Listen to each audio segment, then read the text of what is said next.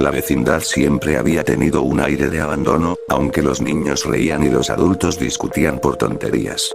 Pero desde hacía unas semanas, algo había cambiado. El viento se sentía más frío, las paredes parecían más grises, y las risas, esas risas que antes llenaban el patio, sonaban ahora vacías, como ecos de algo que ya no existía. Era una tarde nublada cuando el chavo notó por primera vez lo raro que se comportaba la Popis. Ella solía hablar con voz chillona, siempre con ese aire presumido de quien se siente intocable. Pero ese día no dijo una palabra. Estaba sentada en el rincón del patio, con el vestido arrugado y las manos entrelazadas sobre las rodillas. Su mirada estaba perdida, fija en el suelo, donde una mancha oscura se extendía lentamente con la humedad del drenaje. ¿Popis?, preguntó el chavo con timidez. ¿Qué haces ahí solita? La niña levantó la vista. Tenía los ojos vidriosos, rojos, como si no hubiera dormido en días. Esperando que anochezca, respondió con voz hueca. El chavo dio un paso atrás. No era la voz de la Popis. Era más grave, más lenta, y parecía venir desde muy lejos, como si alguien hablara a través de ella. Esa noche, doña Florinda no salió a su acostumbrada cena con el profesor Girafales. Nadie la vio. Pero alrededor de la medianoche, don Ramón, que intentaba conciliar el sueño pese a los crujidos de su techo, escuchó pasos en el patio. Eran pasos pequeños, rítmicos, como de un niño caminando descalzo en el agua. Se asomó por la ventana. En medio del patio, la Popis caminaba en círculos, arrastrando los pies, con el vestido empapado y una extraña sustancia blanquecina que goteaba de su cabello y caía al suelo, dejando un rastro espeso. «¿Popis?», susurró don Ramón, temblando. Ella se detuvo. Giró la cabeza lentamente hacia él. Su piel estaba pálida, casi traslúcida, y sus labios se movieron apenas, dejando escapar un murmullo que él no alcanzó a entender. Pero no era un idioma conocido. Sonaba como un rezo antiguo, repetido una y otra vez. Don Ramón cerró la ventana de golpe. No volvió a asomarse esa noche.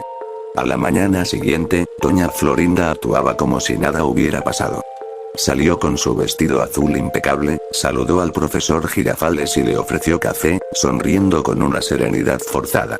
«La Popis está descansando», dijo cuando el profesor preguntó por ella.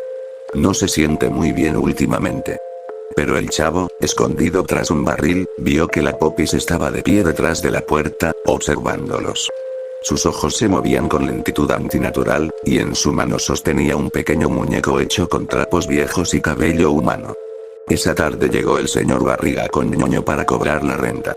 El aire olía a humedad y a óxido. Cuando entraron, la vecindad estaba extrañamente silenciosa. Solo se oía el goteo constante del grifo del patio. «Buenas tardes, doña Florinda», saludó el señor Barriga. «Espero no interrumpir». «No, para nada», respondió ella con una sonrisa fija. «La Popis está jugando». Pero ñoño, curioso, se acercó a la esquina donde la Popis había estado. En el suelo encontró el mismo muñeco de trapo, ahora cubierto de algo que parecía yeso seco. Cuando lo levantó, notó que tenía los ojos cosidos con hilo rojo. «¿Qué es esto?», preguntó. «No lo toques», gritó doña Florinda con una furia descontrolada.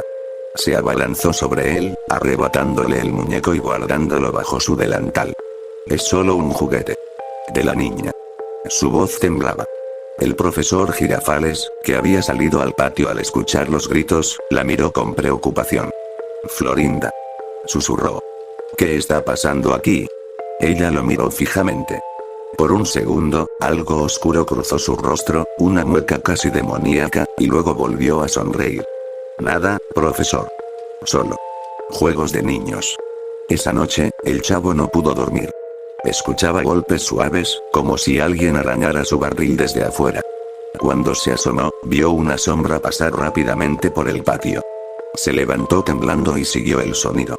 La puerta del departamento de doña Florinda estaba entreabierta. Dentro, la Popis estaba sentada frente a un espejo. La habitación olía a cera derretida. En el suelo había círculos dibujados con tiza y restos de velas apagadas. Frente a ella, el muñeco de trapo, y detrás, la silueta de doña Florinda, inmóvil, con una vela en cada mano. «Tía», dijo la Popis con voz rota. No quiero hacerlo más. Doña Florinda no respondió. En el espejo, sin embargo, el reflejo de la Popis no se movía como ella. Sonreía. Lo prometiste, sobrina. Susurró el reflejo. Dijiste que querías ser como ellos. Pura. Hermosa. Perfecta. El chavo retrocedió, cubriéndose la boca para no gritar. Pero el suelo crujió bajo sus pies, y ambas giraron la cabeza hacia él al mismo tiempo. Tú.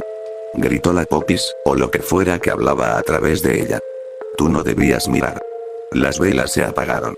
El cuarto quedó en completa oscuridad. El chavo corrió hasta su barril sin mirar atrás, sintiendo como algo húmedo y frío le rozaba el cuello al pasar. A la mañana siguiente, nadie habló de lo ocurrido. La Popis jugaba en el patio con una sonrisa extrañamente tranquila, y doña Florinda servía café al profesor Girafales como si la noche anterior no hubiera existido. Pero en el suelo, justo donde la Popis había estado de pie, había una mancha blanca, seca, con una forma curiosamente parecida a una mano. Y cuando don Ramón intentó barrerla, la mancha volvió a aparecer minutos después. Como si algo, o alguien, siguiera ahí. Desde aquella noche, el aire de la vecindad se volvió denso, casi irrespirable. Nadie hablaba de lo que había visto, o creído ver, pero todos sabían que algo no estaba bien. El profesor Girafales dejó de visitar con tanta frecuencia. Don Ramón evitaba salir después del atardecer. Hasta el señor Barriga, hombre práctico y sin supersticiones, había decidido posponer el cobro de la renta hasta que pasara la humedad. Pero la humedad nunca se fue. Al contrario, parecía extenderse, cubriendo las paredes con un brillo enfermizo, como si el moho respirara. Y en medio de todo, la Popis se volvía cada día más extraña. Ya no hablaba con los demás niños. Pasaba horas enteras frente al espejo del pasillo, susurrando a su propio reflejo. Una tarde, el chavo y Kiko la observaron desde el patio. Oye, chavo. Susurró Kiko. ¿No te parece que la Popis está más rara de lo normal? Sí. Respondió el chavo. El otro día la vi hablando sola, pero su sombra no se movía igual que ella. Kiko tragó saliva.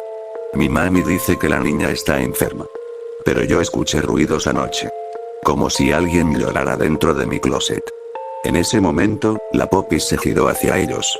Sus ojos no tenían brillo, y una sonrisa forzada se dibujó en su rostro.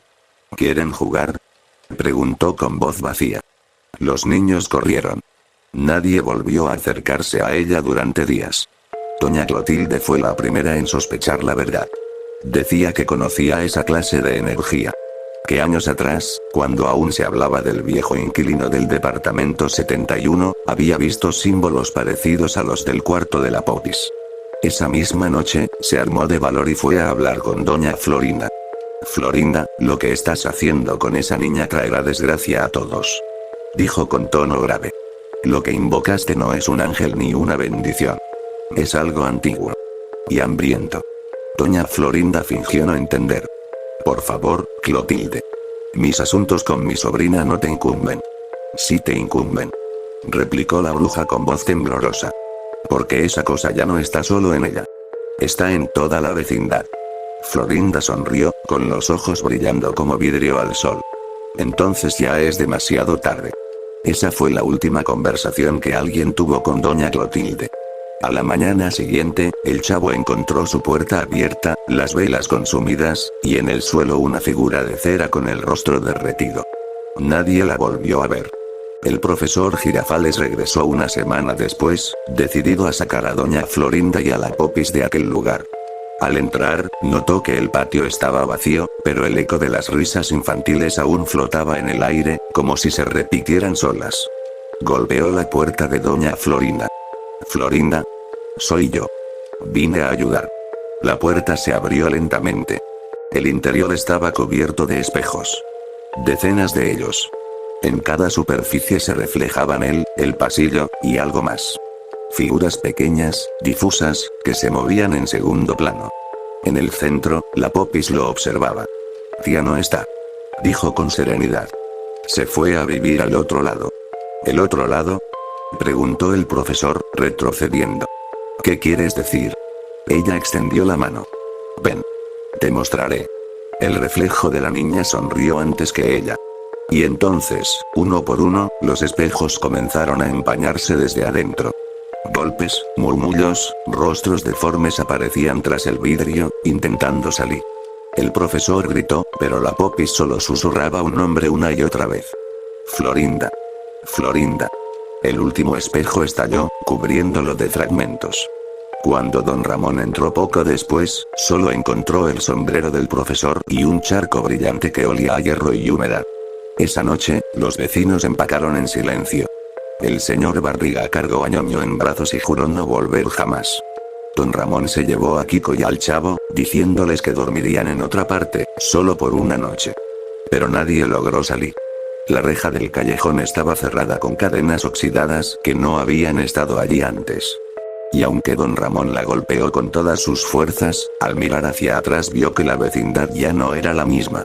El cielo estaba cubierto de un tono gris verdoso, y todas las puertas estaban abiertas de par en par, dejando ver interiores vacíos, como maquetas abandonadas. No se muevan, susurró don Ramón. Del fondo del patio surgió un sonido de pasos. La Popis apareció, con el vestido limpio y una expresión serena. No se vayan, dijo. Ya casi amanece. Pero detrás de ella, en las sombras, algo se movía. Una figura más alta, con los mismos rasgos de doña Florinda, aunque distorsionados, como si su rostro hubiera sido tallado en cera y derretido a medias. Hicimos un trato, dijo la voz gutural. Ahora la vecindad es nuestra. El chavo gritó. El eco rebotó en los muros, y en ese instante, todas las luces se apagaron. Cuando volvieron a encenderse, quizás solo un parpadeo después, el patio estaba vacío. Al amanecer, un inspector de la delegación llegó acompañado de 2 policías. Alguien del barrio había denunciado ruidos extraños y un olor insoportable. Pero al abrir el portón encontraron solo una estructura vieja, carcomida, sin señales de vida. En el centro, donde solía estar el barril del chavo, había una gran mancha blanca, seca, como de cal o yeso. Y dentro de ella, incrustado, un pequeño espejo roto. Cuando uno de los policías lo levantó, vio reflejado su propio rostro.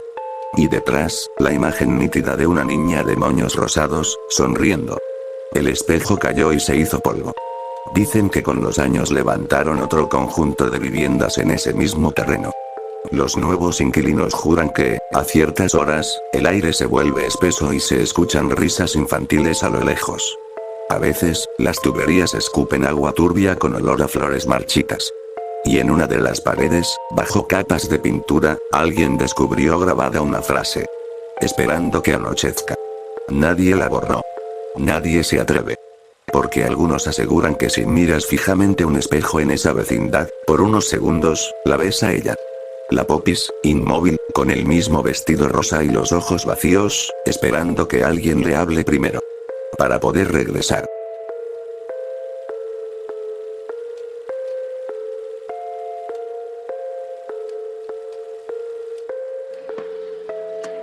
¡Toma! No te doy otra más porque presta para que te salga.